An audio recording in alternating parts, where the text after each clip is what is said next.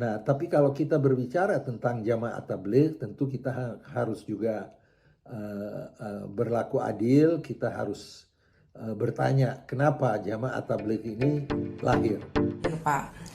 Ya. Jadi ini ada pertanyaan, ada beberapa kelompok Islam yang berpergian dari satu masjid ke masjid lain dengan menginap dan kemudian juga meninggalkan keluarga. Tujuannya adalah berdakwah. Nah, yang ingin ditanyakan adalah bagaimana Islam melihat ini? Apakah kegiatan yang mereka lakukan termasuk bid'ah, mengingat sebagian dari mereka itu meninggalkan tanggung jawab untuk bekerja dan juga menafkahi keluarga. Bagaimana tanggapan Pak Alwi? Bismillahirrahmanirrahim. Ini saya akan kembalikan lagi apa yang saya sampaikan sebelumnya, bahwa menjawab itu yang disebut tadi, yang berpindah dari satu tempat ke tempat lain, itu tradisi yang sekarang dikenal dan itu cukup banyak penganutnya adalah jamaah tabligh. Nah, tapi kalau kita berbicara tentang jamaah tabligh, tentu kita harus juga berlaku adil. Kita harus bertanya kenapa jamaah tabligh ini lahir dan di mana dia lahir. Nah, kita sebelum menjawab di mana lahirnya jamaah tabligh ini, kita ketahui lahirnya itu di India. Pada saat India telah lepas daripada kekuasaan Islam. Kita ketahui bahwa 100 tahun setelah Nabi Muhammad wafat, Islam tersebar di mana-mana di dunia ini. Di Afrika, sampai ke Eropa, ke Spanyol, sampai ke Asia Tengah, ya, dan sampai ke uh, Asia Selatan, di mana benua di mana India dan Pakistan, Bangladesh semuanya berada pada hari ini, yang bernama Bangladesh, Pakistan, dan India. India dari sejak abad ke-12 yang bernama seorang sultan bernama Sultan Muhammad Ghor membangun fondasi kerajaan Islam di India. Pada abad 13 dan 14 berdiri Kesultanan Islam, Kesultanan Delhi, Kesultanan Bengal, dan bahasa Urdu dan Persia masuk ke dalam bahasa lokal, bahasa yang digunakan di India sebagai pengaruh dari Islam yang masuk ke sana. Bahkan musik Hindustan juga dipengaruhi oleh musik-musik Muslim, Arab, dan Persia. Dan ini semuanya menggambarkan betapa kebudayaan dan ajaran Islam masuk ke dalam penduduk India pada waktu itu. Puncak kerajaan Islam di India itu pada masa Raja Mughal. Hukum Islam diterapkan, bahkan kita kenal ada monumen yang luar biasa sebagai salah satu keajaiban dunia, yaitu Taj Mahal.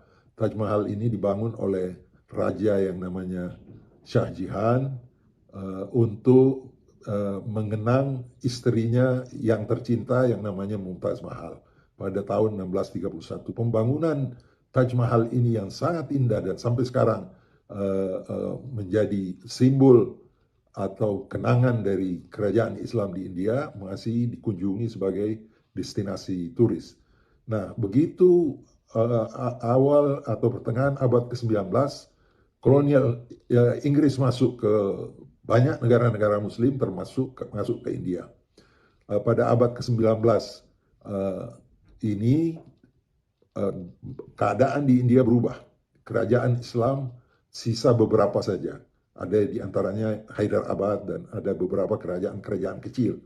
Dan ini yang menjadikan orang-orang Hindu pada awal abad ke-20 merasa bahwa sebenarnya kebudayaan mereka, agama mereka telah dipenetrasi oleh Islam, sehingga ada dua gerakan yang sangat agresif, yaitu gerakan pensucian, pemurnian,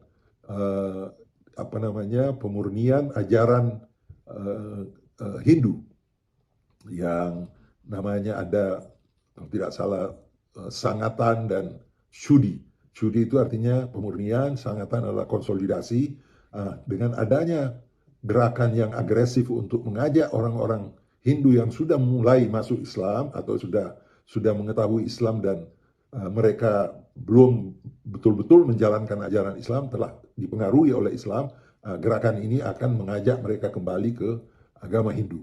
Nah, pada masa-masa itulah timbul suatu ide yang sangat spektakuler dari seorang yang bernama Maulana Muhammad Ilyas, yang mendirikan suatu organisasi yang ingin mengajak orang-orang Islam yang sudah beralih dari Hindu ke Islam tetapi masih berada di borderline, artinya masih belum mantap keislamannya, dan gerakan inilah yang akhirnya menjadi nama gerakan Jamaah Tabligh. Tabligh artinya menyampaikan. Jadi inti daripada ajaran atau gerakan Muhammad Ilyas ini tadi untuk mengajak orang-orang Islam yang setengah-setengah masih belum mantap betul untuk diberikan pencerahan, diberikan penjelasan tentang agamanya, jangan sampai terbawa oleh gerakan yang mengajak mereka untuk kembali menjadi penganut Hindu. Nah, hal ini berlanjut bukan saja di India tapi kemana-mana, sampai masuk ke Indonesia. Kalau tidak salah pada tahun 1975 sudah masuk ke Indonesia. Mereka ini sebenarnya suatu gerakan yang non-politis, gerakan dakwah. Dan ada yang menganggap bahwa mereka ini sama dengan gerakan pada masa Nabi itu ahli sufa, yang lebih banyak menjadikan artinya ajarannya itu bertumpu kepada dakwah, mengajak kepada hal-hal yang baik dalam beribadah seperti ikhlas, menuntut ilmu, dan juga menjadikan Islam sebagai pegangan bagi kehidupan mereka. Dan hal ini tentu saja ada yang mengeritik, dianggap bahwa dengan demikian mereka telah mengabaikan tanggung jawab mereka yang sifatnya tidak kalah pentingnya dalam kehidupan mereka. Dan sebenarnya tradisi Jamaah Tabligh ini juga dilakukan oleh kelompok-kelompok Kristen yang apa yang saya sampaikan sebelumnya, bahwa ada kelompok yang berhijrah untuk menunaikan agama mereka, agama Kristen, untuk kepentingan pelestarian ajaran-ajaran agamanya. Nah, yang kita kenal yang sangat populer itu adalah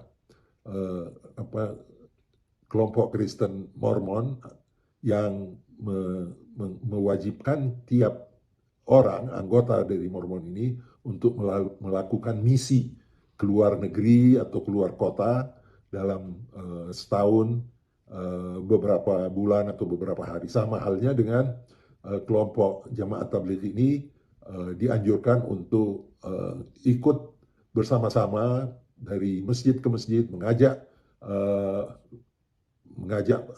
masyarakat untuk kembali kepada ajaran Islam dengan bepergian selama 6 bulan, ada juga yang 2 bulan, ada yang 40 hari, dan bahkan ada yang beberapa hari saja. Dalam Islam dakwah itu wajib. Jadi balighu anni walau ayat. Bertablighlah walaupun satu ayat saja. Bertabligh artinya menyampaikan kepada sesama manusia apa sebenarnya ajaran Islam ini.